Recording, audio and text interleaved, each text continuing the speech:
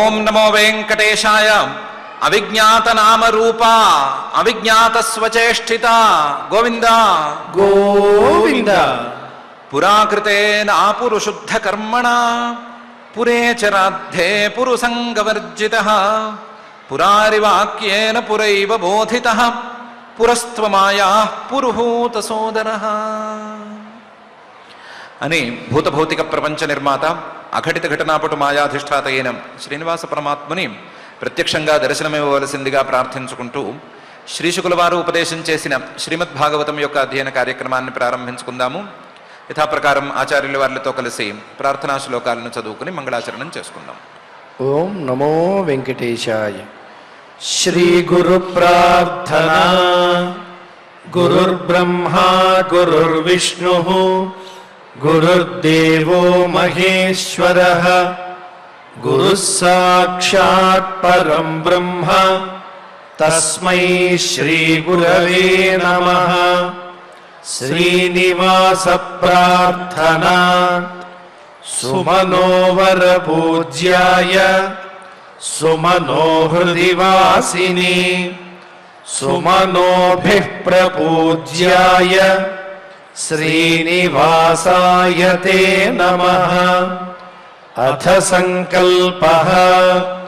శ్రీమదాదివరాహ క్షేత్రే విరాజమానస్య నిత్యశుద్ధ బుద్ధ ముక్త స్వభావస్య లీలాగృహీత విగ్రహస్య శ్రీ పద్మావతీ జానేః అనుగ్రహేణ అస్మాకం సర్వేషాం బుద్ధిశుద్ధ్యర్థం విద్యాభివృద్ధ్యర్థం భక్తి జ్ఞాన వైరాగ్యాది తదనుకూల సర్వసంపత్ సమృద్ధ్యర్థం శ్రీ పరమేశ్వర ప్రీత్యర్థం శ్రీమద్భాగవత పాఠం కరిష్యామహే. అస్య శ్రీమద్భాగవత స్తోత్ర మహామంత్రస్య నారద ఋషిః బృహతి ఛందః శ్రీకృష్ణః పరమాత్మా దేవత బ్రహ్మ బీజం భక్తిః శక్తిః జ్ఞానవైరాగ్యే కీలకం అస్మాకం శ్రీమద్భగవత్ప్రసాద సిద్ధ్యర్థే పాఠే వినియోగః ధ్యానం. నారాయణాక్షరపరాధిగమాయ యోగ్యాం వ్యాసప్రసూతశుకశృంఖలయోపదిష్టాం సంసారమూలదలనాయ చిరాయ సేవ్యాం విద్యామిమాం విదత భాగవతాభిరామాం. శ్రీ గురుభ్యో నమః. పురంజనోపాఖ్యానంలో నారద మహర్షి గారు చెప్పినటువంటి కథలో ఉండే విశేషాలలో ఉన్నటువంటి రెండవ అర్థాలను మనం జాగ్రత్తగా పరిశీలించుకుందాం. ఆసీత్ పురంజనో నామ రాజా రాజన్ బృహశ్రవాః తస్యా విజ్ఞాతనామాసీత్ సఖా విజ్ఞాత చేష్టితః అని పురంజనోపాఖ్యానంలో మొదటి శ్లోకం. దీనికి సామాన్యమైన అర్థం ఇంతకుముందే అనుకున్నాం. పురంజనుడు అనే ఒక రాజుగారు ఉండేవారు. ఆయనకి అవిజ్ఞాత అని ఒక స్నేహితుడు ఉండేవాడు. ఈయన రాజ్యం లేని రాజు, ఆయనేమో ఏం చేస్తాడో తెలియని స్నేహితుడు అని. కానీ దీన్ని అర్థం చేసుకోవలసిన విధానం వేరే ఉంది. పురంజన అంటే తన కర్మలతో తన యొక్క శరీరాన్ని తానే పుట్టించుకునేటువంటి వాడు అని అర్థం. ఈ అర్థాన్ని గనక తీసుకున్నట్లయితే పురంజన అంటే జీవుడు అనే అర్థం వచ్చింది. పురంజన తన కర్మలతో తానే తనకు శరీరాలను పుట్టించుకొని ఆ శరీరాలలోకి ప్రవేశించే జీవుడు. ఈయన రాజా రాజన్ బృహశ్రవ. ఈ జీవుడి గురించి ఉన్న కీర్తి చెప్పక్కర్లేదు, ఎంత కీర్తి ఉందో. పెద్ద కీర్తే ఉంది. ఇతడి గురించి ఆలోచించుకోవాల్సింది, తెలుసుకోవాల్సింది పెద్దగా లేదు. కానీ తస్య అవిజ్ఞాత నామ ఆసీత్ సఖా విజ్ఞాత చేష్టిత అనేది నిజంగా తెలుసుకోవాలి. ఈ జీవుడికి సఖా స్నేహితుడు ఇంకొకడు ఉన్నాడు. అవిజ్ఞాత నామ, ఆయనకి పేరు ఏముందని ఎవరికీ తెలియదు, పేరు లేదు అని చెప్పుకోవచ్చు. అవిజ్ఞాత చేష్టిత, ఆయన ఏ రకంగా ప్రవర్తిస్తాడు, ఆయన రూపం ఏమిటి అనే విషయం ఎవరికీ తెలియదు. అవిజ్ఞాత రూపం, అవిజ్ఞాత నామరూపాల ఉన్నటువంటి, నామరూపాలు లేనటువంటి పరమాత్మే ఈయనకు స్నేహితుడు. కానీ ఈ పరమాత్మ సఖా స్నేహితుడు కాబట్టి విజ్ఞాత చేష్టిత, ఈ జీవుణ్ణి మంచి దారిలోకి ప్రేరణ చేస్తూనే ఉంటాడు. ఈ జీవుడి మంచి దారిలో నడవటానికి వీలుగా కావలసినటువంటి చిన్న చిన్న ప్రేరణలను అందిస్తూనే ఉంటాడు. అందుకోకపోవటం అనేది జీవుడికి చెందినటువంటి విషయం, కానీ ఆయన చేస్తూనే ఉంటాడు. విజ్ఞాత చేష్టిత, ఒక స్నేహితుడిగా తాను చేయవలసిన బాధ్యతను లేదా చేయవలసిన పనినో ఆయన చేస్తూనే ఉంటాడు. అలాంటి స్నేహితుడితో కలిసి జీవుడు ఉన్నాడు.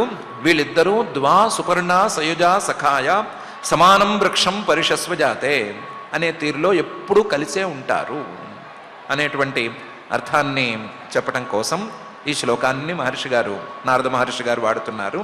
ఆసీత్ పురంజనో నామ రాజా రాజన్ బృహశ్రవ తస్య అవిజ్ఞాత నామాసీత్ సఖా విజ్ఞాత చేష్టిత అని. పురంజనుడు తన శరీరాన్ని తానే కర్మలతో పుట్టించుకునేటువంటి వాడు. ఇతను సోన్వేషమాణ శరణం బభ్రామ పృథివీం ప్రభు నానురూపం యదా విందత్ అభూత్స విమనా వివ. ఒక ఆలోచన ప్రకారం చూసుకుంటే సహా అన్వేషమాణ, ఈ జీవుడు తాను ఉండవలసినటువంటి శరీరాన్ని వెతుక్కుంటూ ఉన్నాడు. శరణం, తనకు కావలసినటువంటి శరీరాన్ని అన్వేషమాణ వెతుకుతూ ఉన్నాడు. బభ్రామ పృథివీం, ఈ పృథివంతా దొర్లాడు, ఈ భూమి మీద ఎక్కడెక్కడో తిరిగాడు. ప్రభువు ఎన్నెన్నో కర్మలను చేసుకున్నాడు. కర్మలను చేసుకుని తనకు కావలసిన శరీరం కావాలి అని తపన పడ్డాడు.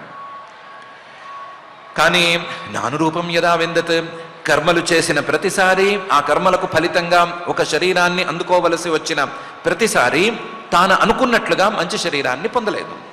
నానురూపం యదా అవిందత్, కొన్నిసార్లు కుక్కగానో నక్కగానో పుట్టాడు, కొన్నిసార్లు ఇంకో రకంగా పుట్టాడు, ఇంకోసారి పురుగు పుట్రగా పుట్టాడు, రకరకాలుగా పుట్టాడు. నానురూపం యదా విందత్, దాంతో అభూత్స విమనా ఇవ, బాధపడుతూనే ఉన్నాడు.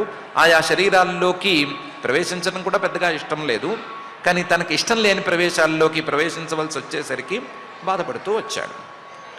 సోన్వేషమాణ శరణం బభ్రామ పృథివీం ప్రభు నానురూపం యదా విందత్ అభూత్స విమనా ఇవ.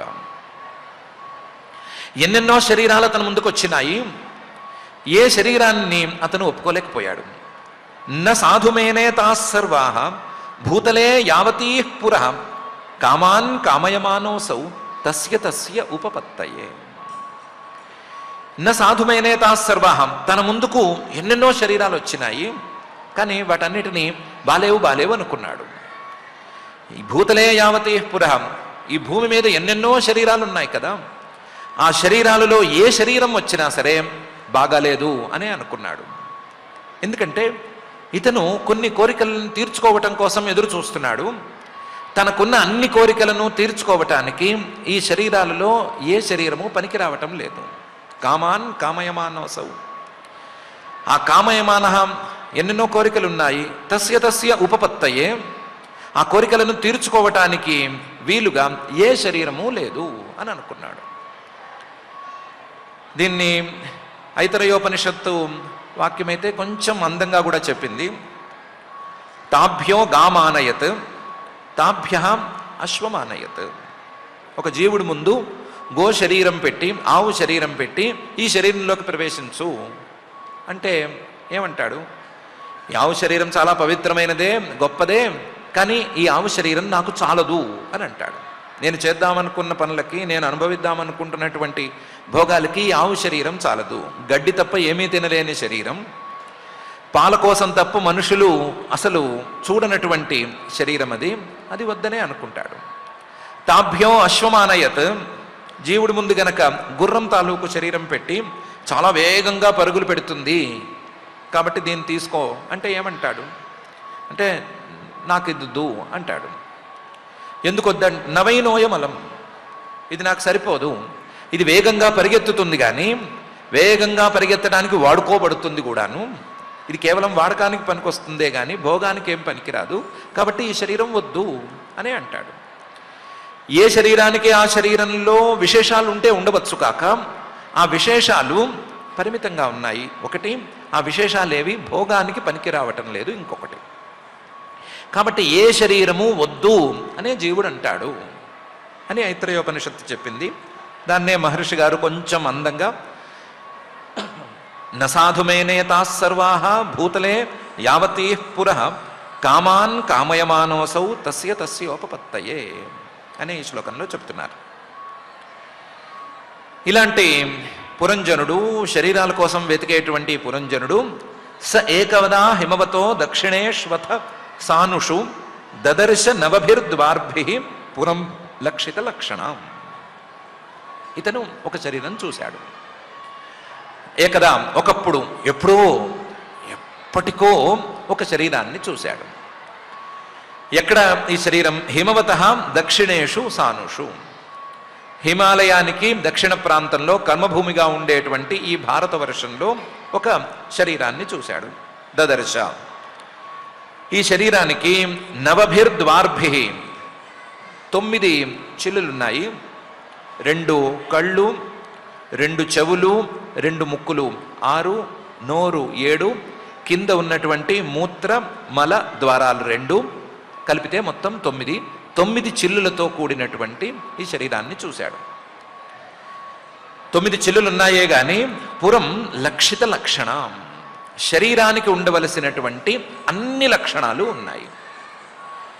ఈ శరీరంతో మంచి కర్మలను చేసుకోవచ్చు, భోగాలను అనుభవించవచ్చు, ఈ శరీరంతో సాధన చేసుకోవచ్చు, ఈ శరీరాన్ని చెడ్డ పనులకు కూడా వాడుకోవచ్చు.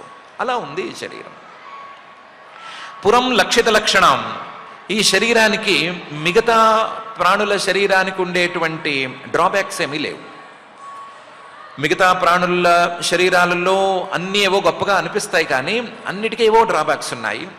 ఏ ప్రాణికి కలర్స్ సరిగ్గా తెలియవు, ఏ ప్రాణికి స్వాతంత్ర్యం ఉండదు, చేతులు లేవు, ప్రధానంగాను కాళ్ళు లేవు, ఇలాంటివి ఎన్నెన్నో ఉన్నాయి. అవన్నీ కూడా ఇందులో లేకుండా ఉన్నాయి. ఏ కష్టాలు లేనటువంటి పరిపూర్ణమైనటువంటి శరీరం ఇది. పురం లక్షిత లక్షణం. ఏ శరీరం ఇది? మనిషి శరీరం. ఈ శరీరాన్ని చూశాడు. స ఏకదా హిమవతో దక్షిణేష్వథ సానుషు దదర్శ నవభిర్ద్వార్భి పురం లక్షిత లక్షణం. నగరానికైతే లక్షణాలన్నీ ఉన్నాయి, కానీ దీనికి ఏం లక్షణాలున్నాయి అంటే నగరానికి ఉండాల్సిన సుమారు లక్షణాలే దీనికి కూడా ఉన్నాయి. ప్రాకార ఉపవన అట్టాల పరిఖై రక్షతోరణై స్వర్ణ రౌప్యాయసై శృంగై సంకులాం సర్వతో గృహై. పురానికి నగరానికి ఏముంటుంది లక్షణం అంటే చుట్టూ గోడలు ఉంటాయి కదా, గోడల్లాగా ఈ శరీరానికి చర్మం ఉంది. ఉపవనం, నగరానికి బయట అడవుల్లాంటి ప్రదేశాలు ఉంటాయి, అలాగే ఈ శరీరం మీద వెంట్రుకలు ఉన్నాయి. అట్టాల ఎత్తైన మేడలుంటాయి నగరంలోనూ, ఈ శరీరం కూడా ఎత్తుగా ఉంది కదా.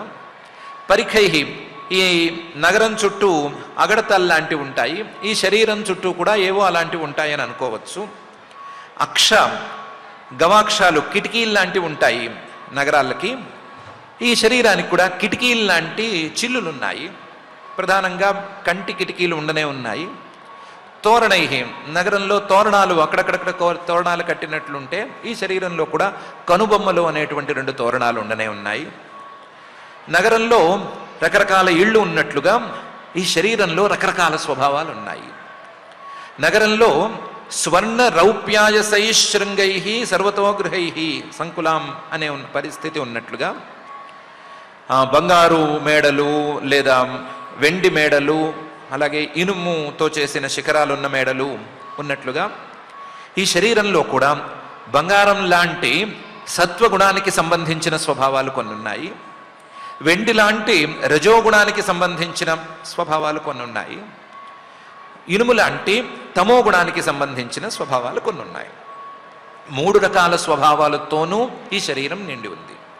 ఈ శరీరం ఒకే విధంగా ప్రవర్తించదు, ఎప్పుడూ సాత్వికంగా ఉండదు, ఎప్పుడూ రాజసంగా ఉండదు, అలాగని ఎప్పుడూ తామసంగా ఉండదు. అన్ని స్వభావాలను తనలో ప్రదర్శిస్తూ ఉంటుంది. దాంతో ఈ శరీరానికి కూడా నగరానికి ఉండవలసినటువంటి లక్షణాలు ఉన్నట్లయింది. ప్రాకార ఉపవన అట్టాల పరిఖై అక్షతోరణై స్వర్ణ రౌప్యాయసై శృంగై సంకులాం సర్వతో గృహై. ఇంతేకాదండి, ఇందులో నగరానికి నగరంలో మేడలు ఉంటాయి. ఆ మేడల మీద మణులు పొదగబడి ఉంటాయి. మణులతో జిగేల్మంటూ ఉంటాయి కదా నగరంలోని మేడలు. అలాంటి పరిస్థితి ఇక్కడ కూడా ఉంది. నీల స్ఫటిక వైదూర్య ముక్తా మరకత అరుణై క్లిప్త హర్మ్యస్థలీం దీప్తాం శ్రియా భోగవతీమివ.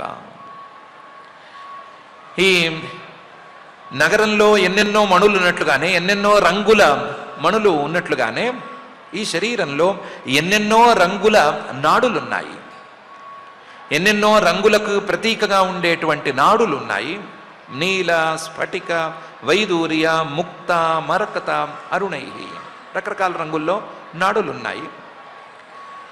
నాడులు రంగులతో ఉంటాయా అని అనుకుంటే రంగులకి ప్రతీకలుగా ఉంటాయి అనుకోవచ్చు, లేదా రకరకాల వాసనలు ఉన్నాయి.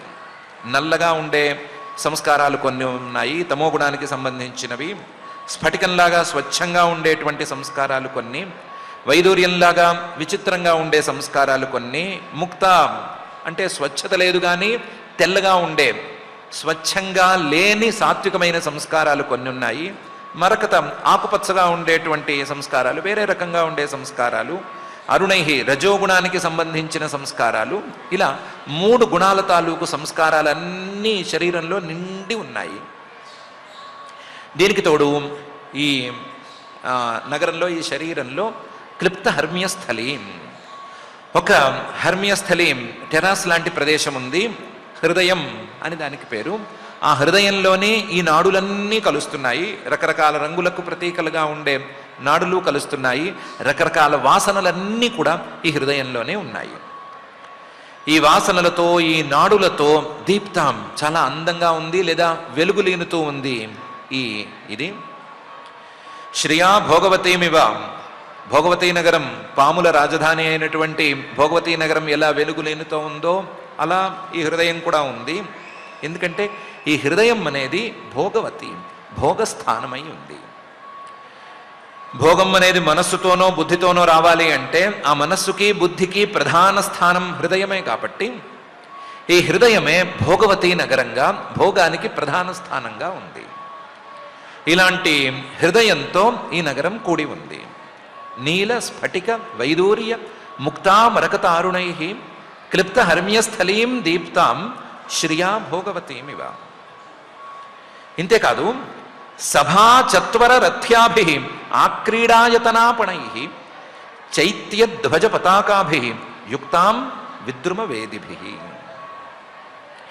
ఈ శరీరం ఎన్నెన్నో విశేషాలకు ఆలవాలం, ఎన్నెన్నో విశేషాలకు ఆలవాలం.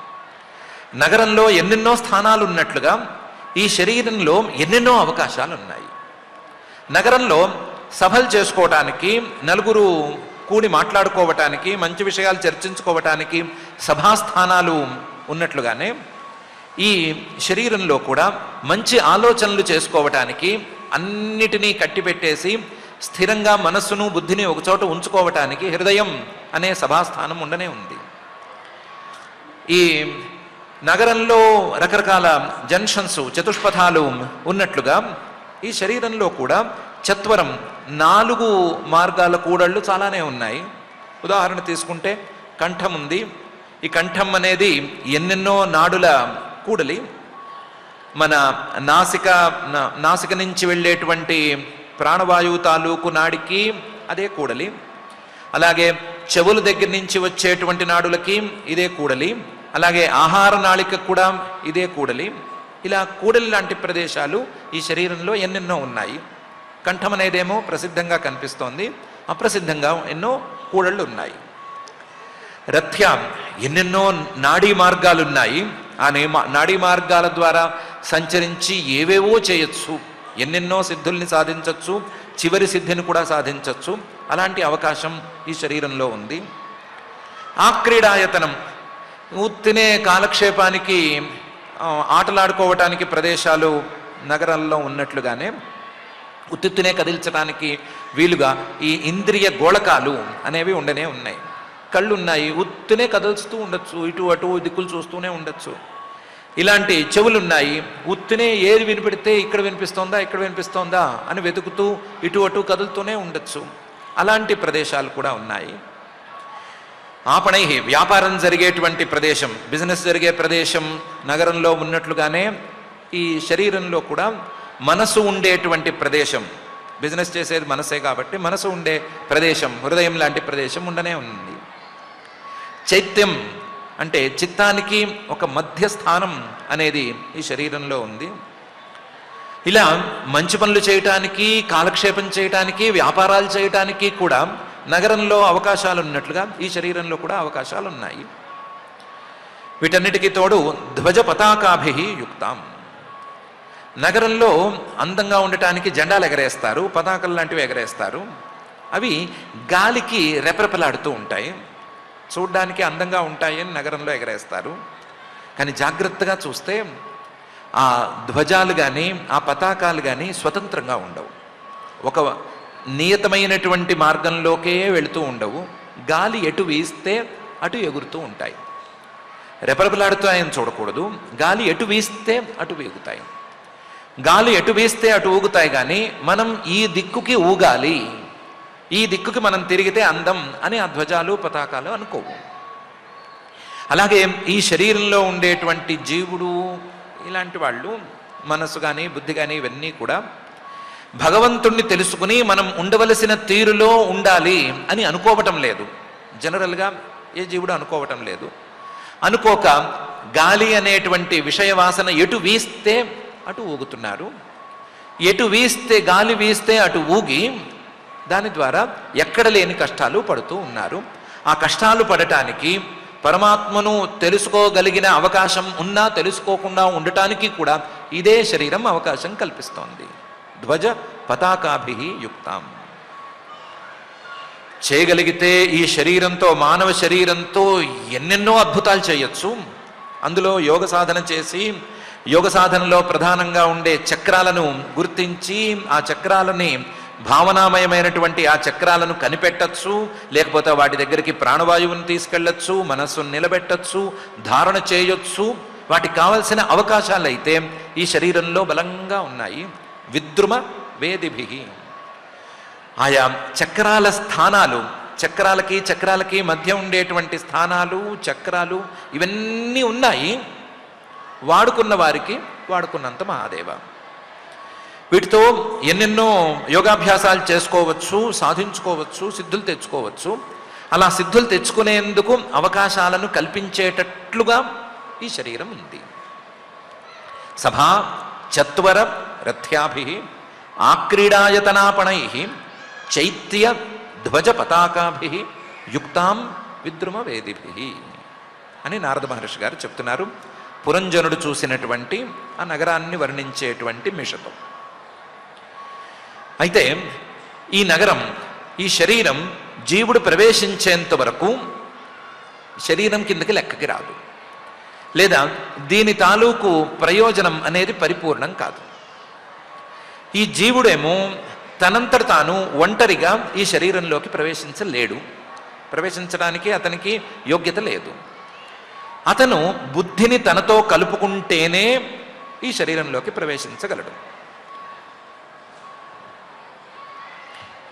ఆ బుద్ధేమో కేవలం విషయాల మీద ఆసక్తితోనే ఉంటుంది. విషయాల మీద ఆసక్తితో ఉండేటువంటి బుద్ధితో జీవుడు కలవటం అనేది జరగాలి.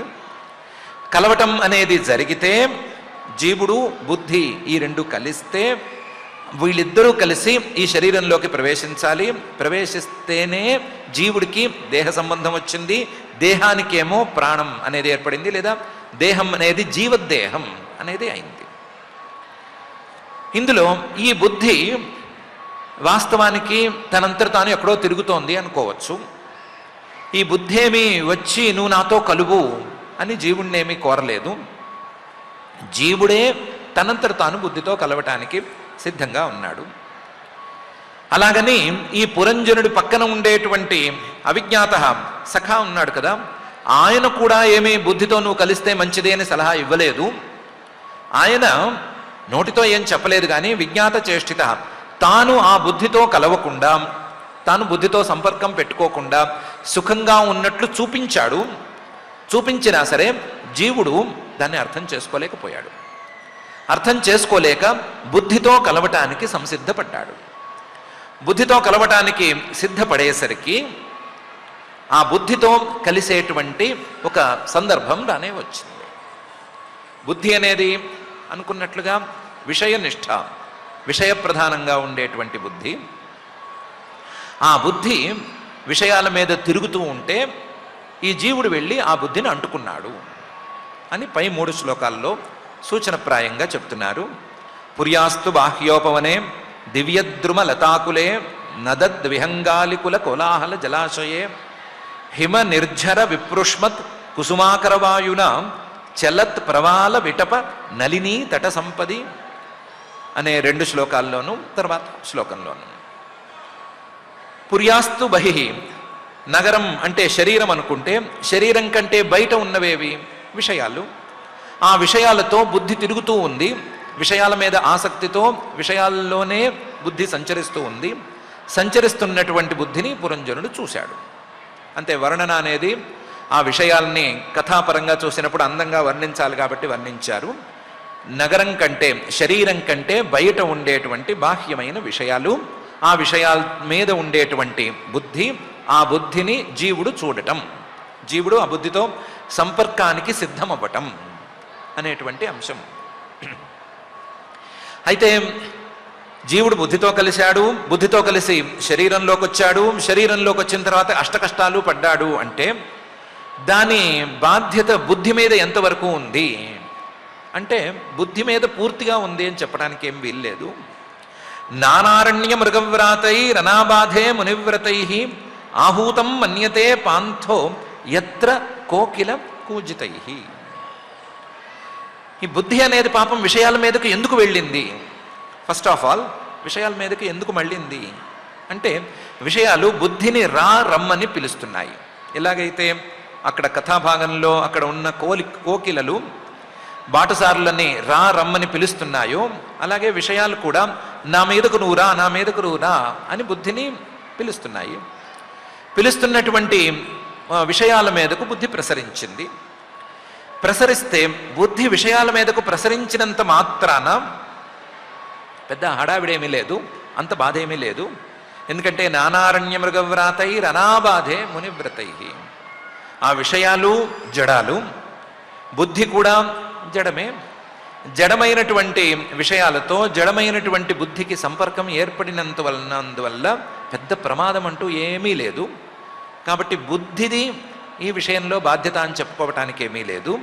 బుద్ధితో జీవుడు కలవటం వల్లనే వచ్చింది కాబట్టి, చైతన్య స్వరూపుడైనటువంటి జీవుడు బుద్ధితో కలవటం వల్లనే ఈ ప్రమాదం వచ్చింది కాబట్టి బాధ్యత జీవుడిదే అని చెప్పుకోవటం ఉత్తమం అని ఈ శ్లోకంలో చెప్తున్నారు. బాధ్యత వీటి గురించి తర్వాత మాట్లాడుకుందాము. ఎవరిది బాధ్యత, ఎవరిది తప్పు అని నిరూపణ తర్వాత కథాభాగంలో కూడా చేసుకుందాము. కాకపోతే ఇప్పుడు వీళ్ళిద్దరూ కలిశారు.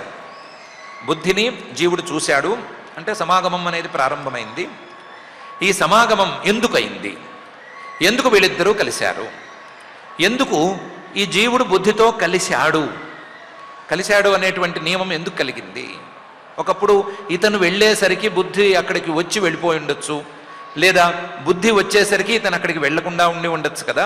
ఇలా ఎందుకు జరిగింది అని అడిగితే అలా బుద్ధి జీవ సమాగమాన్ని ఎవరు తేల్చి చెప్పలేరు. అది యాదృచ్ఛికంగా జరిగేదే అనే విషయాన్ని పై శ్లోకంలో చెప్తున్నారు. యదృచ్ఛయాగతాంతత్ర దదర్శ ప్రమదోత్తమాం భృత్యైర్దశభిరాయాంతీం ఏకైక శతనాయకై అని. బుద్ధి అక్కడికి యాదృచ్ఛికంగా వచ్చింది. యాదృచ్ఛికంగా వచ్చినటువంటి బుద్ధితో ఈయన యాదృచ్ఛికంగా కలిశాడు. బుద్ధి తప్పుపట్టడానికి ఏమీ వీల్లేదు, ప్రమదోత్తమం, ఉత్తమంగానే ఉంది. వాడుకుంటే బుద్ధితో ఏమైనా చేసుకోవచ్చు, బుద్ధితో ఏమైనా సాధించుకోవచ్చు. ఆవిడ ఉత్తమురాలే, వాడుకునేవాడు సరిగ్గా వాడుకోకపోవటం అనేదే జరుగుతుంది. ఇది వీళ్ళిద్దరికీ జరిగినటువంటి సమాగమం తాలూకు యాదృచ్ఛికతకు సంబంధించిన అంశమైతే, ఆ బుద్ధికి 11 మంది భృత్యులున్నారు. భృత్యైర్దశభిరాయాంతీం ఏకైక శతనాయకై. ఈ బుద్ధికి ఉన్నటువంటి 11 మంది భృత్యులు ఎవరెవరు అంటే 5 జ్ఞానేంద్రియాలు, 5 కర్మేంద్రియాలు. 5 జ్ఞానేంద్రియాలు, 5 కర్మేంద్రియాలు 10. వీటన్నిటినీ నియంత్రించే బుద్ధిలోనే భాగమైనటువంటి మనస్సు 11. ఇవి భృత్యైర్దశభిరాయాంతీం ఏకైకం అనే వరకు. మళ్ళీ ఈ ఇంద్రియాలతో ఒక్కొక్క జ్ఞానేంద్రియంతోనూ ఒక్కొక్క కర్మేంద్రియంతోనూ ఎన్ని రకాల పరిణామాలు, ఎన్ని రకాల మార్పులు వస్తాయి అంటే దాన్ని 1, 10లో చెప్పుకోలేము, 100ల్లో 1000ల్లో చెప్పుకోవాలి. కాబట్టి ఏకైక శతనాయకై. ఒక్కొక్క ఇంద్రియము 100ల కొద్దీ మార్పులను తెచ్చిపెడుతోంది. 100ల కొద్దీ తన ద్వారా వచ్చేటువంటి మార్పులను ఈ శరీరంలోకి, బుద్ధిలోకి ఎప్పుడు జొప్పిస్తూనే ఉంది. ఏకైక శతనాయకై. వాటన్నిటినీ కూడా, ఆ మార్పులన్నిటినీ కూడా ఒక్కొక్క ఇంద్రియం చేయగలుగుతోంది. ఒక్కొక్క ఇంద్రియము 100ల కొద్దీ మార్పులను, 100ల కొద్దీ జ్ఞానాలని, 100ల కొద్దీ క్రియలని, వీటన్నిటినీ సాధిస్తోంది.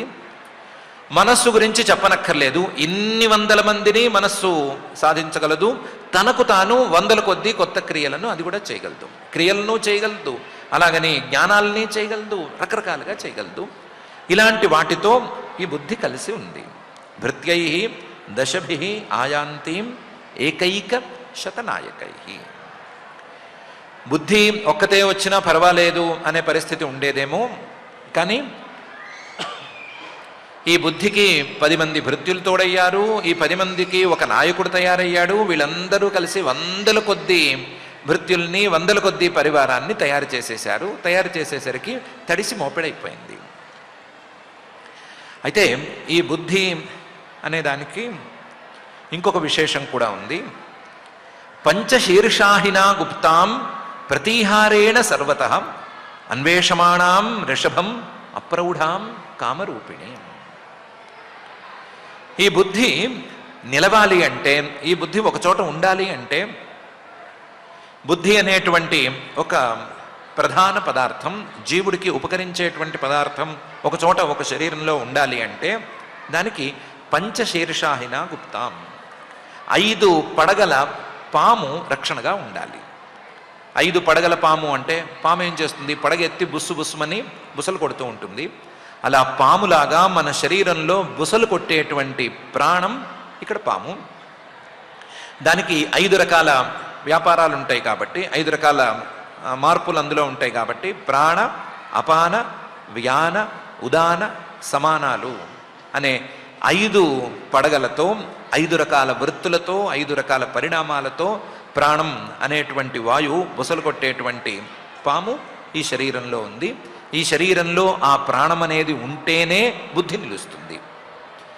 బుద్ధిని ఈ ప్రాణం అనేది రక్షిస్తూ ఉంటుంది. ప్రాణం గనక ఈ శరీరంలో లేకపోతే బుద్ధిని రక్షించే వాళ్ళు ఉండరు. బుద్ధి కూడా ఆ ప్రాణం వెంట పరుగులు పెడుతూ పోతుందే తప్ప ఈ శరీరంలో నిలవదు. ప్రతీహారేణ ప్రాణం అనేది బుద్ధికి పాలకుడు. సర్వతః అన్ని వైపుల నుంచి ప్రాణమే బుద్ధిని పాలకుడుగా చూసుకుంటూ ఉంటుంది.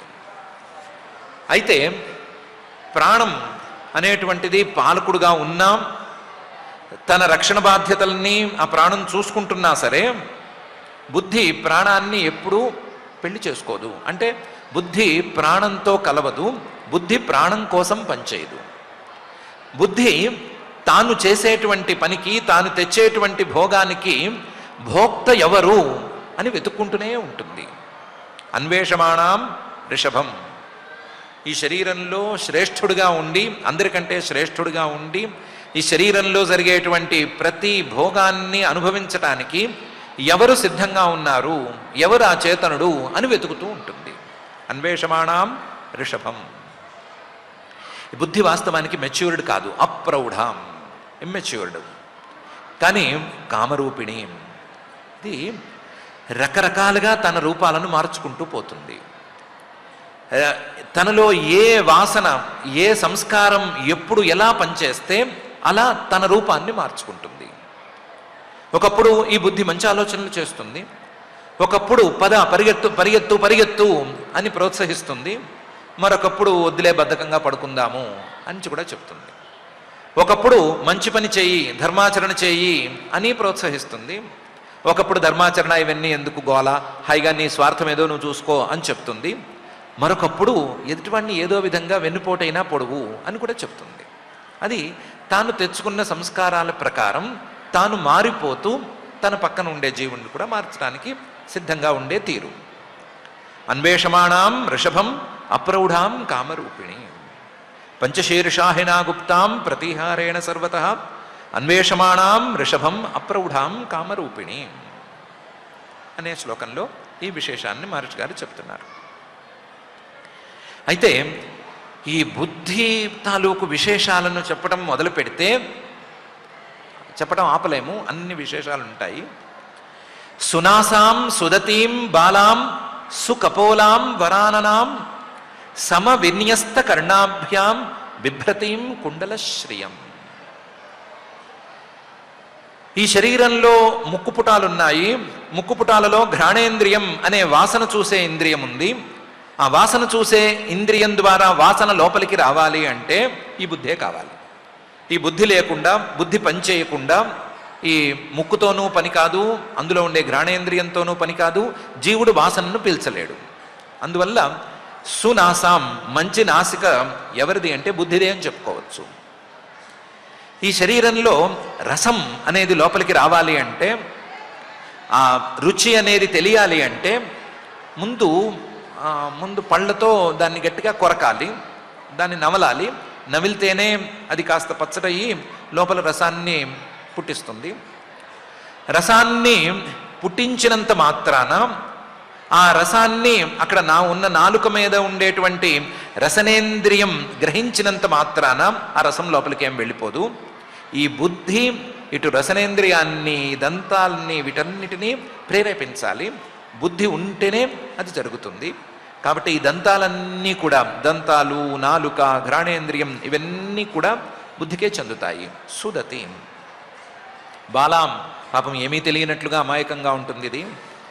సుకపోలాం, మనం గనక సరిగ్గా ఉంచుకోగలిగితే పరిశుద్ధంగా ఉంటుంది, ఉంచుకోగలిగితే. వరాననాం, ఇది పరిశుద్ధంగా ఉన్నట్లు కనిపిస్తుంది. ముఖం, ఈ బుద్ధి యొక్క ముఖం అగ్రభాగం చాలా అందంగా కనిపిస్తుంది, వెనక లోపల ఏముంది అని మాత్రం ఎవరూ కనిపెట్టేటట్లుగా ఉండదు.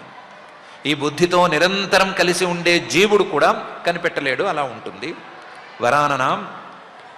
కానీ ఇదే బుద్ధితో ఈ శరీరంలో ఉండేటువంటి శ్రోత్రేంద్రియాలను చక్కగా వాడుకుని ఎన్నెన్నో మంచి విషయాలు వినటానికి కూడా అవకాశం ఉంటుంది. సమ విన్యస్త కర్ణాభ్యాం బిభ్రతీం కుండలశ్రియం. ఈ చెవులతోనే ప్రవృత్తి శాస్త్రం ఏంటి, నివృత్తి శాస్త్రం అంటే ఏంటి, శాస్త్రం ఏంటి, ధర్మం ఏంటి, ఆ ధర్మంలో ఉండే భేదాలేంటి, జ్ఞానం ఏంటి, తత్వం ఏంటి, ఇవన్నీ వినొచ్చు. కానీ ఆ శ్రోత్రాలని, ఆ చెవుల్ని రెండిటినీ కూడా బుద్ధి సక్రమంగా ప్రోత్సహించాలి. అలా ప్రోత్సహించేలాగా బుద్ధిని సమాయత్తం చేసుకోగలగాలి.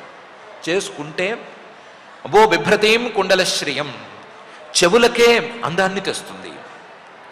చెవులకి అందం అనేది ఆ చెవులకు ధరించిన కుండలాల ద్వారా రాదు. కేయూరాణిన భూషయంతి పురుషం హారాన చంద్రోజ్వలాహ అని భరతృహరి గారి ఒక శ్లోకం కూడా ఉంది. చెవికున్నటువంటి ఆభరణాల ద్వారా చెవికి అందం రాదు, ఆ చెవితో మంచి విషయాలను విన్నప్పుడే ఆ చెవులకు అందం, నిజమైన అందం అనేది సమకూరుతుంది. అలా నిజమైన అందాన్ని చెవులకు సమకూర్చటానికి ఈ బుద్ధి ఉపకరిస్తుంది.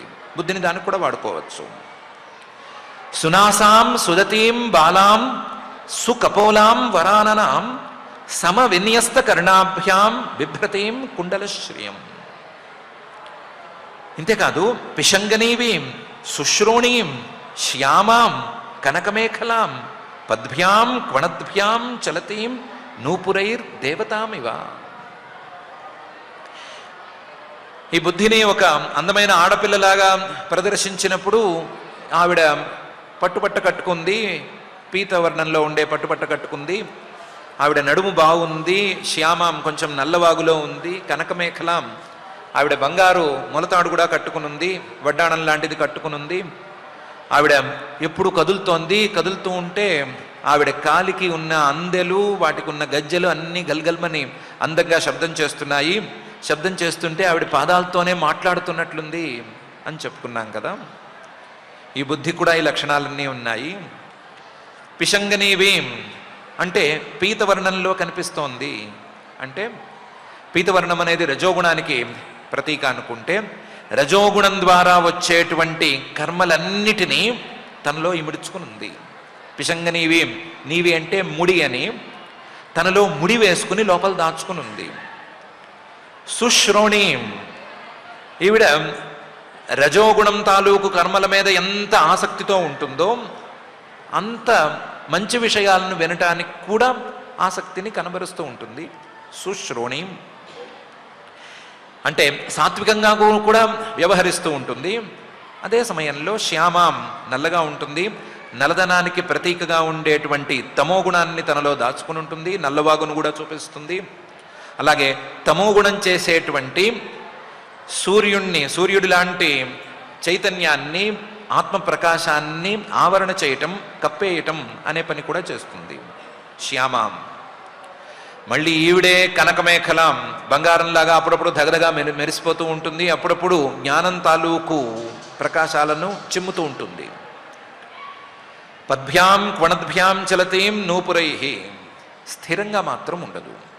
అందమైన ఆడపిల్ల, వయసులో ఉండే ఆడపిల్ల కాలికి గజ్జెలు కడితే ఆ గజ్జెల శబ్దం వినిపించాలనో ఏమిటో తెలియకుండా ఎప్పుడు నడుస్తూ ఉంటుంది చూడండి. అలా ఈ బుద్ధి కూడా స్థిరంగా ఒక చోట ఉండదు. స్థిరంగా ఒక చోట ఉండదు కాబట్టే ఒకప్పుడేమో ఆ స్వరూపాన్ని ఆచ్ఛాదన చేస్తూ కనిపిస్తుంది, ఒకప్పుడు సత్వగుణాన్ని చూపిస్తుంది, ఇంకోప్పుడు కర్మలను చూపిస్తుంది, రజోగుణాన్ని చూపిస్తుంది, కొన్నిసార్లు గుణాలను చూపిస్తుంది, కొన్నిసార్లు దోషాలను చూపిస్తుంది. అస్థిరంగా ఉంటుంది. కాకపోతే దేవతామివ, ఈవిడే దిగి వచ్చిన దేవత, ఈవిడే ప్రకాశం, ఈవిడే వెలుగు అన్నట్లుంటుంది. నిజానికి ఈవిడ దేవతామివ, వెలుగు కాదు, వెలుగుని తనలోకి తీసుకున్నటువంటి స్వచ్ఛమైన మూర్తి మాత్రమే. పిశంగనీవీం సుశ్రోణీం శ్యామాం కనకమేఖలాం పద్భ్యాం క్వణద్భ్యాం చలతీం నూపురైర్దేవతామివ.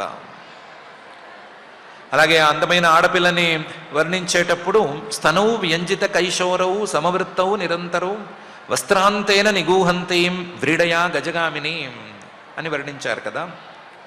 ఆడపిల్ల తాలూకు స్థనాలను వర్ణించడం ఏంటి అని కూడా అనుకున్నాను కదా. ఏం కాదు, ఈ బుద్ధి తాలూకు స్థనాలంటే రాగద్వేషాలు, కొట్టొచ్చినట్లు కనిపించేటువంటి రాగద్వేషాలు ఇవి. ఈ రాగద్వేషాలు వ్యంజిత కైశోరవు. ఎంత ముసలి వాళ్లలోనైనా సరే ఎప్పుడూ కొత్తగా, కొంగ్రొత్తగా, కిషోర వయసులో అప్పుడే వయసు వచ్చినటువంటి పిల్లల్లాగా నిత్య నూతనంగా ఉంటాయి. వ్యంజిత కైశోరవు. సమవృత్తవు, ఈ రాగద్వేషాలకు ఉన్నటువంటి విశేషం వీటి యొక్క వ్యవహారం, వీటి తీరు సమానంగా ఉంటుంది.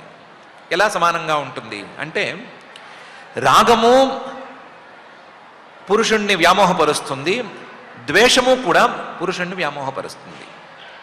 కోరిక పురుషుణ్ణి కళ్ళు మూసుకునేటట్లు, కళ్ళు కనబడినట్లు చేస్తుంది.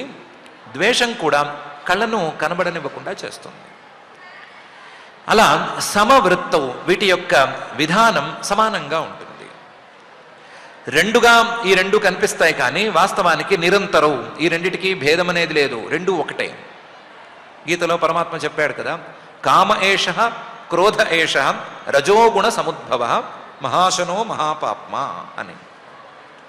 అదే కామం తీరకపోతే, మార్పు చెందితే అది కోపంగా మారుతుంది. కామం తీరితే ఇంకొక కామంగా మారుతుంది, తీరకపోతే కోపంగా మారుతుంది. కాబట్టి కామ ఏష క్రోధ ఏష, ఇది రాగద్వేషాలు అని చూడకూడదు, దీని మూలమైనటువంటి రజోగుణాన్ని చూడాలి.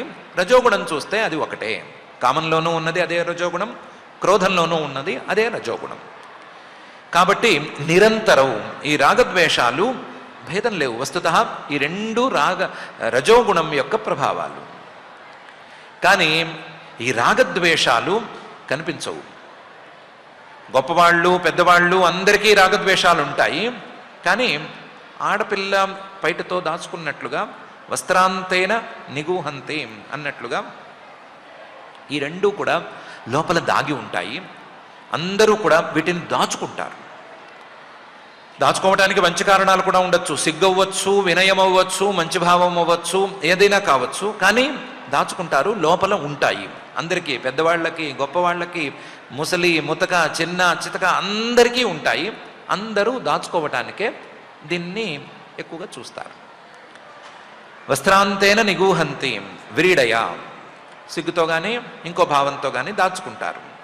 ఇలాంటి రాగద్వేషాలను ఈ బుద్ధి కలిగి ఉంది. రాగద్వేషాలకు మూలం బుద్ధి అవుతుంది. రజోగుణము మూలము. ఆ రజోగుణం బుద్ధి ద్వారానే ఈ రాగద్వేషాలను ఉత్పత్తి చేస్తుంది. గజగామిని ఏనుగులాగా నడుస్తుంది, ఏనుగులాగా చూడ్డానికి అందంగా నడుస్తుంది, కానీ పర్యవసానం మాత్రం ఘోరంగానే ఉంటుంది అని స్తనౌ వ్యంజిత కైశౌరౌ సమవృత్తౌ నిరంతరౌ వస్త్రాంతేన నిగూహంతేం వ్రీడయా గజగామిని అనే శ్లోకంలో మహర్షి గారు చెప్తున్నారు. ఇలా బుద్ధి ఇన్ని రకాల విశేషాలతో ఉంది. ఇన్ని రకాల విశేషాలతో కూడినటువంటి బుద్ధి జీవుడికి ఎదురుపడింది. ఎదురుపడ్డ తర్వాత వీళ్ళిద్దరూ కలిశారు. కలవటం అనేది ఎలా కలవాలి అంటే మాట్లాడుకోవటం ద్వారా కలగాలి. మాట్లాడుకోవటం ద్వారా ఇద్దరు మనుషుల మధ్య, ఇద్దరు వ్యక్తుల మధ్య సంబంధం దృఢపడినట్లుగా, బలపడ్డట్లుగా బుద్ధికి జీవుడికి కూడా సంబంధం బలపడిపోయింది అని చెప్పటానికి పైన శ్లోకాలను వాడుతున్నారు. తామాహ లలితం వీర సంవ్రీడ స్మిత శోభనాం స్నిగ్ధేన అపాంగ పుంఖేన స్పృష్ట ప్రేమోద్భ్రమద్భ్రువా అనే శ్లోకంతో బుద్ధిని చూశాడు కదా. చూసిన ఈ పురంజనుడు ఎందుకు బుద్ధితో మాట్లాడాలని అనుకున్నాడు? బుద్ధితో మాట్లాడటం ఎందుకు? బుద్ధితో కలవటం ఎందుకు? తన మానాన్ని తాను పోవచ్చు కదా. తాను వెతుక్కుంటూ వచ్చింది నగరాన్ని, శరీరాన్ని. ఆ శరీరాన్ని వెతుక్కుని పని చూసుకోవచ్చు కదా. బుద్ధితో ఎందుకు మాట్లాడాడు అంటే బుద్ధితో కలవటానికి తానే సిద్ధపడ్డాడు. ఎవరూ ప్రోత్సహించలేదు. బుద్ధి కూడా అప్పటికి ఇంకా పూర్తిగా ప్రోత్సహించలేదు. తానే బుద్ధితో కలవటానికి అభిముఖంగా మారిపోయాడు. మారిపోయి ముందు తానే మాటలు మొదలుపెట్టాడు. తామాహ లలితం వీర. ఇతను గనక నిగ్రహించుకుని ఉండి ఉంటే, తన వీరత్వాన్ని నిరూపించుకుండి ఉంటే, నేనెందుకు మాట్లాడాలి అని బెట్టు చేసి ఉంటే ఆవిడ రాకపోయేదేమో, ఈయన దగ్గరికి రాకపోయేదేమో, కలవకపోయేదేమో, హాయిగా ఉండేవాడేమో తెలీదు. కానీ ఇతనే ముందు వెళ్ళాడు. కానీ ఎప్పుడైతే ఇతను వెళ్ళాడో బుద్ధి కలవటానికి వెంటనే సిద్ధపడిపోయింది.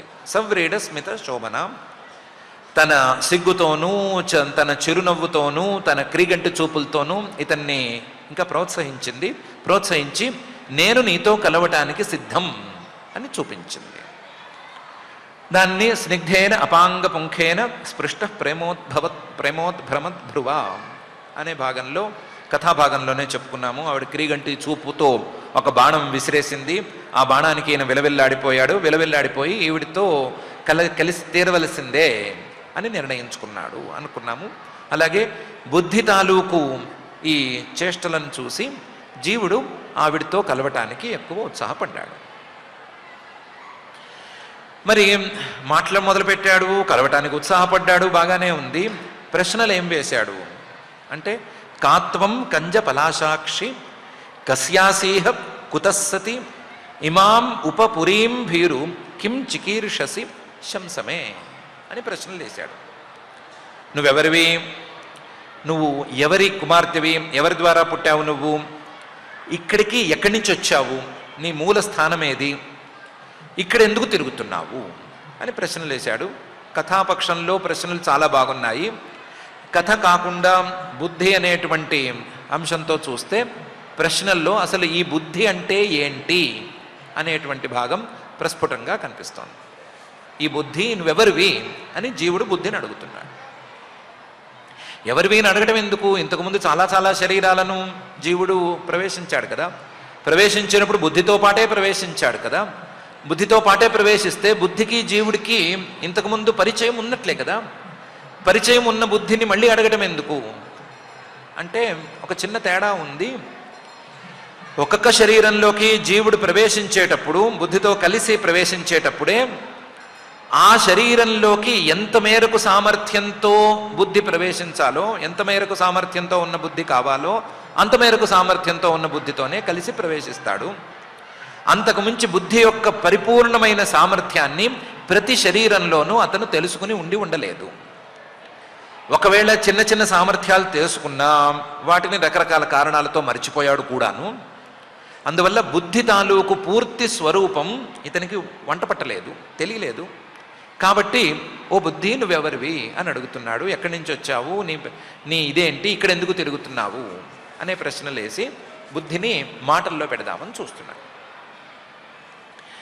అదే సమయంలో బుద్ధిని మర్చిపోయాడో లేకపోతే బుద్ధి తాలూకు పూర్తి స్వరూపం అర్థం కాలేదో అనే కారణం చెప్పుకున్నాం కాబట్టి ఏతేను పథాయేత ఏకాదశ మహాభటాః ఏతావా లలనా శుభ్రు కోయం తేహి పురస్సరః అనే ప్రశ్న వేశాడు.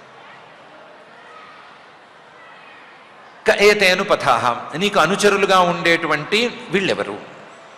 అందులో 10 మంది ఎవరు వీళ్ళు? ఈ ఇంద్రియాలు ఏమిటి? నీకు ఎందుకు మాట వింటున్నాయి అని ప్రశ్న వేశాడు.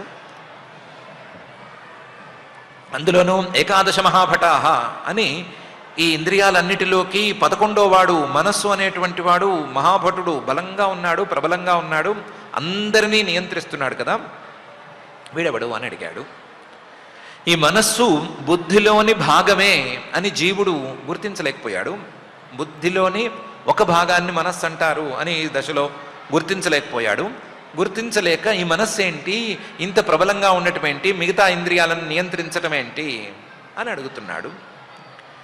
ఏతావా లలనా శుభ్రు, ఒక్కొక్క ఇంద్రియానికి ఒక్కొక్క మనస్సుకి రకరకాల మార్పులున్నాయి, రకరకాల పరిణామాలు ఉన్నాయి కదా. ఇవన్నీ ఎందుకు వచ్చినాయి అని అడుగుతున్నాడు తెలియనట్లుగా. శుభ్రు, ఇవన్నీ నీ అధీనంలో ఉన్నాయి, ఇవన్నీ నీ అధీనంలోనే ఉన్నాయి, కానీ వీటిల్లో వేటిని కూడా నువ్వు ప్రధానంగా భావించటం లేదు అనే విషయం కూడా చెప్పాడు. ఏతావా లలనా శుభ్రు, వీళ్ళందరూ ఏంటి? వీళ్ళందరినీ నువ్వు ప్రధానంగా పెట్టుకోలేదు, నువ్వే ప్రధానంగా సంచరిస్తున్నావు. కోయం తేహి పురస్సరః, నీ ముందు తిరుగుతున్నటువంటి ఈ 5 పడగల పాము ఏమిటి? ఈ ప్రాణం ఏమిటి? ప్రాణం ఎందుకు నీతో కలిసి తిరుగుతోంది? ప్రాణం ఎందుకు నీకు రక్షకుడిగా ఉంది? నీకు రక్షకుడుగా ఉన్నంత మాత్రాన నువ్వు ప్రాణాన్ని ఎందుకు లెక్క చేయటం లేదు? రక్షకుడుగా ఉన్నంత మాత్రాన ప్రాణాన్ని ప్రధానంగా పెట్టుకుని ప్రాణం కోసం నేను పనిచేస్తాను అని ఎందుకు అనటం లేదు? నీకోసం ప్రాణం పనిచేస్తోందే కానీ ప్రాణం కోసం నువ్వెందుకు పనిచేయటం లేదు అని అడిగాడు. ఏతేను పథాయేతే ఏకాదశ మహాభటాః ఏతాః వా లలనా శుభ్రు కోయం తేహి పురస్సరః అని. ఈ ఇంద్రియాలేమిటి, వీటి వృత్తులేమిటి, ఈ మనస్సు ఏంటి, మనస్సు నియమించటం ఏమిటి, ఈ ప్రాణం ఏంటి, ఇది పనిచేయటం ఏంటి, ఇవన్నీ నీకోసం పనిచేయటం ఏమిటి? నువ్వేమో ఎవరి కోసమో ఎదురు చూస్తున్నట్లు ఉండటం ఏమిటి? వీళ్ళలో ఎవరికి నువ్వు లాభాన్ని కలిగించకపోవటం ఏంటి? అందరినీ నువ్వు ఊరికనే నాయకురాల్లాగా నియంత్రిస్తూ ఉండటం ఏంటి అని అడిగాడు. అడిగి ఇంకా అందమైనటువంటి ప్రశ్నలను పైన వేశాడు. త్వం హ్రీర్భవాన్యస్యథవా గ్రమాపతిం విచిన్వతి కిం మునివద్రహో వనే త్వదంఘ్రి కామాప్త సమస్త కామం క్వ పద్మకోశ పతితః కరాగ్రాత్ అని. అసలు నువ్వెవరివి నాకు తెలియకుండా ఉంది. వాస్తవానికి మనం గనక ఆ జీవుడి పరిస్థితి చూస్తే ఈ బుద్ధికి జీవుడికి ఇంతకుముందు పరిచయం ఉంది, కానీ బుద్ధి గురించి నాకేం తెలియదు అంటున్నాడు జీవుడు. నువ్వెవరివి అని అడుగుతున్నాడు. అందులోనూ నీలో ఎన్నెన్నో విశేషాలు కనిపిస్తున్నాయి అని కొత్తగా చూసినట్టు చెప్తున్నాడు. దాంట్లో త్వం హ్రీహి, నువ్వేమన్నా ధర్ముడి భార్యమైనటువంటి హ్రీవా, భవానీ శంకరుడి భార్యమైనటువంటి భవానివా, వాక్ బ్రహ్మగారి భార్యమైనటువంటి సరస్వతీదేవివా, రమ శ్రీమన్ మహావిష్ణువు భార్యమైనటువంటి లక్ష్మీదేవివా అని అడుగుతున్నాడు. నీలో ఉండే సిగ్గు చూస్తే, నీలో సిగ్గు అనేటువంటి గుణం చూస్తే, బయట పడకపోవటం, నీలోనే అన్నీ దాచుకోవటం అనే గుణం చూస్తే నువ్వు ధర్ముడి భార్యగా కనిపిస్తున్నావు. నీలోని విషయ సౌందర్యం చూస్తే భవానీ ఉమాదేవిలాగా కనిపిస్తున్నావు. నీలో ఉండేటువంటి తెలివితేటల్ని చూస్తే సరస్వతీదేవిలా కనిపిస్తున్నావు. రకరకాల ఆలోచనలకి వీలైన తెలివితేటల్ని చూస్తే సరస్వతీదేవిలా కనిపిస్తున్నావు. ఎన్నెన్నో సంపదలకు మూలంగా ఉండే నిన్ను చూస్తే లక్ష్మీదేవి ఏమో నువ్వు అనిపిస్తున్నావు. కానీ పతిం విచిన్వతి, నీ భర్తని వెతుకుతున్నట్లున్నావు. నీ భర్తను వెతుకుతూ ఇక్కడ ఉన్నావు. మునివద్ రహోవనే, మునులు సంచరించవలసినటువంటి విధానంలో రహస్యంగా ఈ వనంలో అడవిలో తిరుగుతున్నావు. రహస్యంగా తిరుగుతున్నావు కానీ బయటపడటం లేదు, నగరంలో తిరగట్లేదు, రహస్యంగా అడవిలో తిరుగుతున్నావు. నీ పతి ఎవరైనా కానీ ఆ పతికి అన్ని రకాల పురుషార్థాలు సిద్ధిస్తాయి అని చెప్పచ్చు. అలా ఉన్నావు. త్వదంఘ్రి కామాప్త సమస్త కామం, ఒకసారి నువ్వు కలిస్తే వాడికి అన్ని పురుషార్థాలు లభించేటట్లే ఉన్నావు. బుద్ధి అనేది ఉంటేనే పురుషార్థ సిద్ధి, కాబట్టి పురుషార్థ సిద్ధికి మూలంగా కనిపిస్తున్నావు. కాకపోతే ఒక చిన్న సందేహం వస్తోంది. నీలో జీవ జడ భేదం అనేది ఒకటి ఉండాలి, లేకపోతే నిత్యానిత్య వివేకం అనేది ఒకటి ఉండాలి. ఎప్పుడూ నీలో ఊగుతున్నట్లుగా ఉండాలి. చేత్తో ఆడపిల్ల పట్టుకుని ఊపే తామర పువ్వులాగా ఈ వివేకం నీకు ఉండాలి, లేదా జీవబ్రహ్మ వివేకం ఒకటి ఉండాలి. ఆ వివేకం అనేది నీలో ఎందుకు కనిపించటం లేదు? ఆడపిల్ల చేతిలోని తామర పువ్వు కింద పడిపోయినట్లుగా, కింద పడిపోయింది, ఎక్కడ పడిపోయిందో తెలియదు, కనిపించట్లేదు అన్నట్లుగా నీలో ఈ వివేకం అనేది ఎందుకు కనిపించటం లేదు అని అయితే అడిగాడు. అన్నీ వ్యామోహంగానే ఉన్నాయి, ఏది ముందు గుర్తున్నట్లు లేదు, ముందు చూసినట్లు, ముందు సంబంధం ఉన్నట్లు అనిపించటం లేదు, అన్నీ కొత్తగానే ఉన్నాయి. నువ్వు హ్రీవో, ధర్ముడి భార్యవో, భవానివో, లక్ష్మీదేవివో, లేకపోతే వాణి సరస్వతీదేవివో తెలియట్లేదు. నీలో ఉండే వివేకం ఎక్కడికి పోయింది అనేది అర్థం కావట్లేదు అని అడిగాడు. త్వం హ్రీర్భవాన్యస్యథవా గ్రమాపతిం విచిన్వతి కిం మునివద్రహోవనే త్వదంఘ్రి కామాప్త సమస్త కామం క్వ పద్మకోశ పతితః కరాగ్రాత్ అని. ఇన్ని రకాల ప్రశ్నలు మోహంతో వేశాడు, కానీ అనుకున్న అభిప్రాయాన్ని మాత్రం వెలిపుచ్చటానికి వెనకాడలేదు. నాసాం వరోర్ వన్యతమా భువిస్పృక్ పురీమిమాం వీరవరేణ సాకం అర్హస్యలంకర్తుం అదభ్ర కర్మణా లోకం పరం శ్రీరివ యజ్ఞపుంసా అనైతే అన్నాడు. నువ్వు హ్రీ కానీ, భవానీ కానీ, వాక్ కానీ, రమ కానీ కాదు. నువ్వు అలాంటి దానివి కావు, నువ్వు వేరు. నాసాం వరోరు అన్యతమా, ఎందుకంటే వాళ్ళందరూ ఒకవేళ నీలా బుద్ధి రూపిణులైనా సరే వాళ్ళందరూ ఎక్కడో దేవలోకంలో ఉన్నారు. నువ్వు భువిస్పృక్, భూలోకంలో మానవులతో జతకట్టడానికి వచ్చావు. భువిస్పృక్, అందువల్ల నేను దానికి సిద్ధంగా ఉన్నాను. నీతో జతకట్టి ఆ నగరంలోకి, శరీరంలోకి ప్రవేశించి మానవుడిగా మారటానికి నేను సిద్ధంగా ఉన్నాను, కాబట్టి నాతో జతకట్టు. పురీమిమాం, నన్ను పెళ్లి చేసుకుని నాతో కలిసి పురీమిమాం, ఈ శరీరాన్ని ప్రవేశించు. పురీమిమాం, నేనేమి సామాన్యుణ్ణి కాను, వీరవరహ, నేను చైతన్య స్వరూపుణ్ణి, స్వతంత్రుణ్ణైనటువంటి నాతో కలిసి నువ్వు ఈ శరీరంలోకి ప్రవేశించు. వీరవరేణ సాకం, ప్రవేశిస్తే అర్హస్యలంకర్తుం, ఈ శరీరాన్ని నువ్వు చేరితే శరీరానికి అందం వస్తుంది, శరీరం పనిచేయటం ప్రారంభిస్తుంది. నువ్వు ప్రవేశిస్తే నీతో పాటే నీ రక్షకుడైనటువంటి ప్రాణము ప్రవేశిస్తాడు. ప్రవేశిస్తే శరీరం కదలికలకు గురవుతుంది, ప్రాణవాయువుతో నిండి జీవశరీరం అవుతుంది. తర్వాత నీ 11 మంది భృత్యులు, 5 జ్ఞానేంద్రియాలు, 5 కర్మేంద్రియాలు, మనస్సు, ఇవన్నీ కూడా శరీరంలోకి వస్తాయి. అవి కూడా పనిచేయటం మొదలు పెడితే శరీరం పూర్తి స్థాయిలో అందంగా తయారవుతుంది. ఇప్పటికైతే శరీరం తయారై ఉంది, కానీ శరీరం పనిచేయట్లేదు. అందువల్ల పురీమిమాం వీరవరేణ సాకం అర్హసి అలంకర్తుం. నాకు ఇప్పటికైతే ఏ కర్మ లేదు, నేను అసంగుడుగా ఉన్నాను. నువ్వు కలిస్తే, నీతో కలిసి నేను నగరంలోకి ప్రవేశిస్తే అదభ్ర కర్మణ, ఎన్నెన్నో పనులు చేస్తాను, నేను కర్తనవుతాను. ఇప్పటికైతే నేను పరిశుద్ధ రూపుణ్ణి కాబట్టి కర్తను కాలేకపోతున్నాను. నువ్వు కలిస్తే కర్తనవుతాను. ఇలా కలిస్తే కర్తన అయ్యే మాట అయితే మనిద్దరం కలిసి ఈ శరీరంలోకి ప్రవేశించి ఎన్నెన్నో పనులు చేద్దాం. లోకం పరం శ్రీరివ యజ్ఞపుంస. వైకుంఠాన్ని చేరినటువంటి లక్ష్మీ విష్ణువులల్లే మనం కూడా ఈ శరీరాన్ని చేరదాము, ఈ శరీరంలోకి ప్రవేశిద్దాము.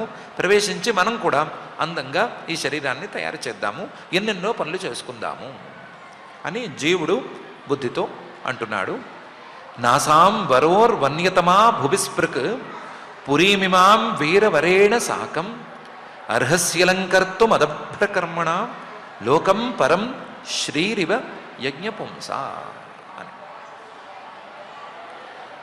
ఈ రకంగా ఇన్ని శ్లోకాలకు, సుమారుగా 20 శ్లోకాలకు వేరే అర్థాన్ని, బుద్ధిపరమైనటువంటి అర్థాన్ని దృష్టిలో ఉంచుకొని, మనసులో ఉంచుకొని, ఆ అభిప్రాయాన్ని ఈ కథాభాగాన్ని చెప్పేటప్పుడు బయటకి చూపించకుండా, కథాభాగం దానంతర అదే వెళ్ళిపోయేటట్లు కొంచెం ఒక్కసారి హింట్ ఇస్తే ఈ విశేషాలను అందుకునేటట్లు నారద మహర్షి గారు చెప్పారు. చెప్పి ఈ శరీరం ఏమిటి, శరీరం ఇలా వచ్చింది, ఈ శరీరంలోకి జీవుడు ఎప్పుడు ప్రవేశించాడు, ప్రవేశించడానికి బుద్ధి ఎలా తోడ్పడింది, బుద్ధితో కలవమని జీవుణ్ణి ఎవరు ప్రేరేపించారు, తనతో కూడా ఉండేటువంటి ఆ సఖ ఈశ్వరుడు ప్రేరేపించాడా, లేకపోతే స్వతంత్రంగా తాను వ్యవహరించాడా, వ్యవహరించినటువంటి ఈ జీవుడు బుద్ధిని ఏ విధంగా చూశాడు, ఏ విధంగా చూసినా సరే ఆవిడతో జతకట్టడానికి సిద్ధపడ్డాడు, సిద్ధపడి నువ్వు నేను కలిసి నగరంలోకి ప్రవేశిద్దాం అని ఎలా ప్రపోజ్ చేశాడు అనేటువంటి అంశాలను తెలియజేశారు. దీని ద్వారా అందుకోవలసినటువంటి బుద్ధి జీవ భేదాన్ని మహర్షి గారు చాలా స్పష్టంగానే ఈ భాగంలో మనకు తెలియచేస్తున్నారు. బుద్ధిలో ఉండేటువంటి మంచి అంశాలు, మంచి కోణాలు, చెడు అంశాలు, చెడు కోణాలు, బుద్ధిలో ఉండేటువంటి కనపడే అంశాలు, కనపడని అంశాలు, వీటన్నిటిని గురించి కూడా చిన్న చిన్న పదాలతో చాలా అందంగా నిరూపణ చేశారు. మనం ఈ నిరూపణను అర్థం చేసుకుని బుద్ధికి జీవుడికి ఉండేటువంటి భేదాన్ని సరిగ్గా తెలుసుకుని లోకం పరం శ్రీరివ యజ్ఞపుంస అని చెప్పినా సరే ఆ పరలోకంలో ఉండేటువంటి వైకుంఠంలో ఉండేటువంటి శ్రీమన్మహావిష్ణువు, ఆ శ్రీమన్మహావిష్ణువు యొక్క నిర్గుణ రూపమైనటువంటి పరమాత్మ యొక్క శుద్ధ స్వరూపం, వీటిని తెలుసుకునే దాకా ఎదగాలి అని, ఎదిగేందుకు ఈ పురంజనోపాఖ్యానంలో ఉండేటువంటి 2వ అర్థ పరంపర మనకి తోడ్పడాలని ఆశిద్దాము. అలా తోడ్పడాలని ఆ భూతభౌతిక ప్రపంచ నిర్మాత అఘటిత ఘటనాపటు మాయాధిష్ఠాత అయిన శ్రీనివాస పరమాత్మని భక్తిగా ప్రార్థించుకుందాము. ఇక పారాయణ కార్యక్రమాన్ని ప్రారంభించుకుందాం. ఈరోజు మనం చతుర్థ స్కంధం 25వ అధ్యాయంలో 10వ శ్లోకం నుంచి పారాయణం చేసుకుంటున్నాం. అథ శ్రీమద్భాగవతే పారమహంస్యాం సంహితాయాం చతుర్థ స్కంధే పంచవింశాధ్యాయే శ్లోకాః ఆసీత్ పురంజనో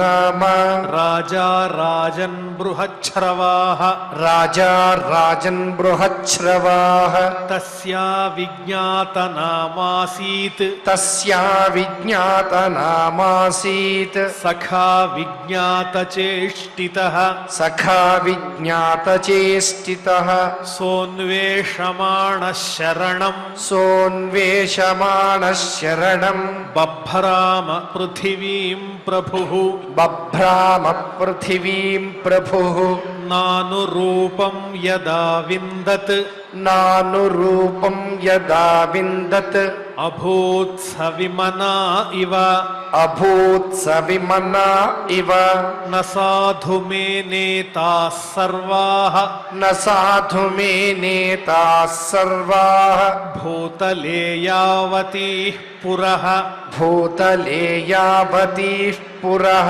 కామాన్ కామయమానోऽసౌ కామాన్ కామయమానోऽసౌ తస్య తస్యోపపత్తయే తస్య తస్యోపపత్తయే స ఏకదా హిమవతో స ఏకదా హిమవతో దక్షిణేష్వథ సానుషు దక్షిణేష్వథ సానుషు దదర్శ నవభిర్ద్వార్భిః దదర్శ నవభిర్ద్వార్భిః పురం లక్షితలక్షణాం పురం లక్షితలక్షణాం ప్రాకారోపవనాట్టాల ప్రాకారోపవనాట్టాల పరిఖైరక్షతోరణైః పరిఖైరక్షతోరణైః స్వర్ణరౌప్యాయసైః శృంగైః స్వర్ణరోప్యాయసైః శృంగైః సంకులాం సర్వతో గృహైః సంకులాం సర్వతో గృహైః నీలస్ఫటిక వైదూర్య నీలస్ఫటిక వైదూర్య ముక్తామరకతారుణైః ముక్తామరకతారుణైః క్లుప్తహర్మ్యస్థలీం దీప్తాం క్లుప్తహర్మ్యస్థలీం దీప్తాం శ్రియా భోగవతీమివ శ్రియా భోగవతీమివ సభాచత్వరరథ్యాభిః సభాచత్వరరథ్యాభిః ఆక్రీడాయతనాపణైః ఆక్రీడాయతనాపణైః చైత్యధ్వజపతాకాభిః చైత్యధ్వజపతాకాభిః యుక్తాం విద్రుమవేదిభిః యుక్తాం విద్రుమవేదిభిః పుర్యాస్తు బాహ్యోపవనే పుర్యాస్తు బాహ్యోపవనే దివ్యద్రుమలతాకులే దివ్యద్రుమలతాకులే నదద్విహంగాలికుల నదద్విహంగాలికుల కోలాహలజలాశయే కోలాహలజలాశయే హిమ నిర్ఝర విపృష్మత్ విమనిర్ఝర విపృష్మత్ కుసుమాకరవాయునా కుసుమాకరవాయునా చలత్ ప్రవాల విటప చలత్ప్రవాల విటప నలినీ తట సంపది నలినీతట సంపది నానారణ్య మృగవ్రాతైః నానారణ్య మృగవ్రాతైః అనాబాధే మునివ్రతైః అనాబాధే మునివ్రతైః ఆహూతం మన్యతే పాంథో ఆహూతం మన్యతే పాంథో యత్ర కోకిలకూజితైః యత్ర కోకిలకూజితైః యదృచ్ఛయా గతాం తత్ర యదృచ్ఛయా గతాం తత్ర దదర్శ ప్రమదోత్తమాం దదర్శ ప్రమదోత్తమాం భృత్యైర్దశభిరాయాంతీం భృత్యైర్దశభిరాయాంతీం ఏకైకశతనాయకైః ఏకైకశతనాయకైః పంచశీర్షాహినా గుప్తాం పంచశీర్షాహినా గుప్తాం ప్రతిహారేణ సర్వతః ప్రతిహారేణ సర్వతః అన్వేషమాణా వృషభం అన్వేషమాణాం వృషభం అప్రౌఢాం కామరూపిణీం అప్రౌఢాం కామరూపిణీం సునాసాం సుదతీం బాలాం సునాసాం సుదతీం బాలాం సుకపోలాం వరాననాం సుకపోలాం వరాననాం సమవిన్యస్తకర్ణాభ్యాం సమవిన్యస్తకర్ణాభ్యాం బిభ్రతీం కుండలశ్రియం బిభ్రతీం కుండలశ్రియం పిశంగనీవీం శుశ్రోణీం పిశంగనీవీం శుశ్రోణీం శ్యామాం కనకమేఖలాం శ్యామాం కనకమేఖలాం పద్భ్యాం క్వణద్భ్యాం చలతీం పద్భ్యాం క్వణద్భ్యాం చలతీం నూపురైర్దేవతామివ నూపురైర్దేవతామివ స్తనౌ వ్యంజితకైశోరౌ స్తనో వ్యంజితకైశోరౌ సమవృత్తౌ నిరంతరౌ సమవృత్తౌ నిరంతరౌ వస్త్రాంతేన నిగూహంతీం వస్త్రాంతేన నిగూహంతీం వ్రీడయా గజగామినీం వ్రీడయా గజగామినీం తామాహ లలితం వీరః తామాహ లలితం వీరః సవ్రీళస్మితశోభనాం సవ్రీడస్మితశోభనాం స్నిగ్ధేనాపాంగపుంఖేన స్నిగ్ధేనాపాంగపుంఖేన స్పృష్టః ప్రేమోద్భ్రమద్భ్రువా స్పృష్టః ప్రేమోద్భ్రమద్భ్రువా కాత్వం కంజపలాశాక్షి కాత్వం కంజపలాసాక్షి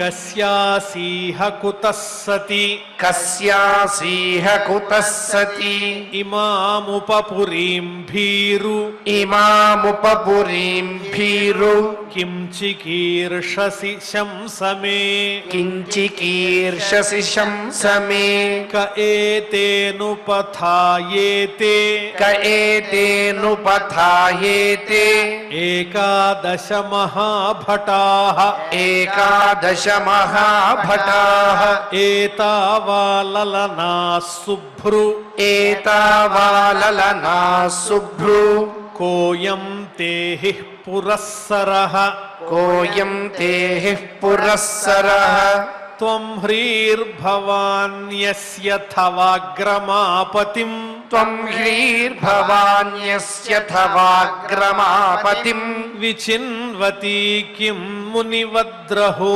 వనే విచిన్వతి కిం మునివద్రహో వనే త్వదంఘ్రికామాప్త సమస్తకామం త్వమంఘ్రికామాప్త సమస్తకామం క్వ పద్మకోశః పతితః కరాగ్రాత్ పద్మకోశః పతితః కరాగ్రాత్ నాసాం వరోర్వన్యతమా భువి స్పృక్ నాసాంబరోర్వన్యతమా భువి స్పృగ్ పురీమిమాం వీరవరేణ సాకం పురీమిమాం వీరవరేణ సాకం అర్హస్యలంకర్తుమదభ్రకర్మణ అర్హస్యలంకర్తుమదభ్రకర్మణ లోకం పరం శ్రీరివ యజ్ఞపుంసా లోకం పరం శ్రీరివ యజ్ఞపుంసా ఇతి इति శ్రీమద్భాగవతే श्रीमद्भागवते పారమహంస్యాం సంహితాయాం पारमहंस्यां संहितायां చతుర్థస్కంధే चतुर्थस्कन्धे పంచవింశాధ్యాయే पञ्चविंशाध्याये శ్లోకాః శ్లోకాః. ఓం నమో వెంకటేశాయ. అత్యద్భుతమైనటువంటి అమోఘమైనటువంటి అంతరార్థాల్లో నిగూఢమైనటువంటి రహస్యాలతో కూడినటువంటి పురంజనోపాఖ్యానాన్ని శ్రీమద్ భాగవత అమృత రసాస్వాదనలో భాగంగా ఆచార్యముఖంగా వినేటువంటి అదృష్టాన్ని ఆ దేవదేవుడు మనకు అందించాడు. నిరంతరము ఇటువంటి తత్వచింతన ద్వారా శ్రీమద్ భాగవత అమృత రసాస్వాదన జరగాలని, అందులో ఉండేటువంటి పరిపూర్ణమైనటువంటి ఫలం మనందరికీ కూడా అందాలని, అలా అందివ్వమని ఆ దేవదేవుణ్ణి మరొక్క మారు ప్రార్థిస్తూ శ్రద్ధగా క్షమాప్రార్థన దగ్గర నుంచి మంగళాంత శ్లోకం వరకు పఠించి మంగళాంతంగా నేటి ఈ అధ్యయన కార్యక్రమానికి పరిసమాప్తిని పలుకుదాం. అథ క్షమా ప్రార్థనా యదక్షరవదభ్రష్టం మాత్రాహీనం చ యద్భవేత్ తత్సర్వం క్షమ్యతాం దేవ నారాయణ నమోస్తుతే. అథ భగవత్సమర్పణం కాయేన వాచా మనసేంద్రియైర్వా బుద్ధ్యాత్మనా వా ప్రకృతే స్వభావాత్ కరోమి యద్యత్ సకలం పరస్మై నారాయణాయేతి సమర్పయామి. అథ లోకక్షేమ ప్రార్థనా సర్వే భవంతు సుఖినః సర్వే సంతు నిరామయాః సర్వే భద్రాణి పశ్యంతు మా కశ్చిద్ దుఃఖభాగ్ భవేత్. అథ మంగళం శ్రియః కాంతాయ కళ్యాణ నిధయే నిధయేర్థినాం శ్రీవేంకట నివాసాయ శ్రీనివాసాయ మంగళం.